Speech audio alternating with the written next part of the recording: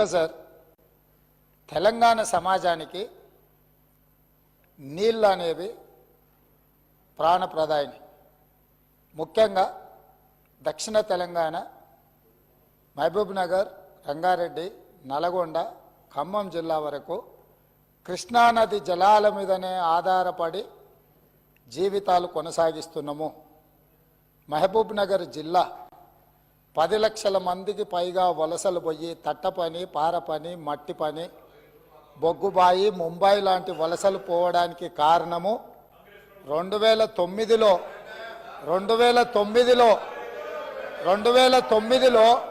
ఒక వ్యక్తి కరీంనగర్ జిల్లా ప్రజలు తరుముతే అక్కడి నుంచి పారిపోయి పాలమూరు జిల్లాకు వలస వస్తే అయ్యో పాపం వలస వచ్చిండని చెప్పి ఆదరించి ఎంపీగా గెలిపిస్తే పోయి అదే పత్తాటు పోయిండు. ఇవాళ అలాంటి జిల్లాకు సంబంధించి కృష్ణానది జలాల మీద చర్చ జరుగుతున్నప్పుడు ఆ మహానుభావుడు ఇక్కడికి రాకుండా ఫామ్ హౌస్లో దాచుకొని ఈరోజు తెలంగాణ సమాజాన్ని అవమానిస్తున్నాడు. ఇంతకంటే కీలకమైన అంశం ఈ తెలంగాణ సమాజంలో ఏమైనా ఉందా అధ్యక్ష? మీరు చెప్పండి. మీరు కూడా వికారాబాద్ జిల్లా కరువు ప్రాంతం నుంచి వచ్చిండ్రు కదా.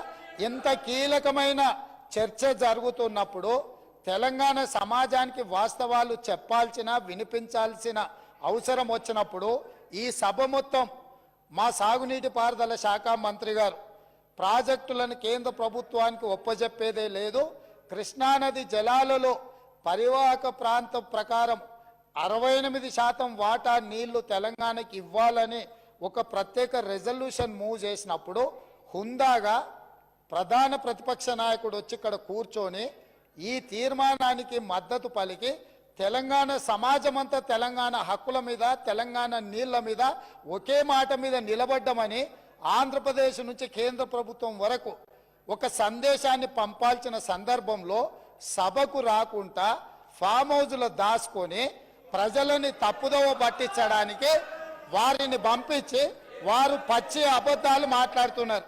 ఏది ఏమైనా మొన్న నేను చూసినప్పుడు ఆ కుర్చీ ఖాళీగా ఉండే ఈరోజు ఆ కుర్చీలో పెద్దలు పద్మరావు గారు కూర్చున్నారు. వారికి ఆ బాధ్యత ఇస్తానన్న వారన్నా నెరవేరుస్తారు. దయచేసి ప్రతిపక్ష నాయకుడిగా పద్మారావు గారు నిజమైన తెలంగాణ ఉద్యమకారుడు, తెలంగాణ కోసం కొట్లాడేటోడు. వారిలాంటి వాళ్ళని పెడితే తెలంగాణ సమాజానికి మేలవుతుంది. నేను ఒకటే చెప్పదలుచుకున్నా, ఈరోజు ఉత్తమ్ కుమార్ రెడ్డి గారు సభలో ప్రవేశపెట్టిన ఈ ప్రాజెక్టులను అప్పజెప్పేది లేదు అనేది మొదటి అంశము. పరివాహక ప్రాంతం ప్రకారం 68% నీళ్లు అంటే 551 టీఎంసీల నీళ్లు తెలంగాణకు రావాలి అని వారు తీర్మానం ప్రవేశపెట్టినరు. దానికి అనుకూలమా వ్యతిరేకమా మొదట ఆ విషయంలో స్పష్టత ఇచ్చిన తర్వాత మిగతా ఏ విషయాలైనా మాట్లాడమనుండ్రి.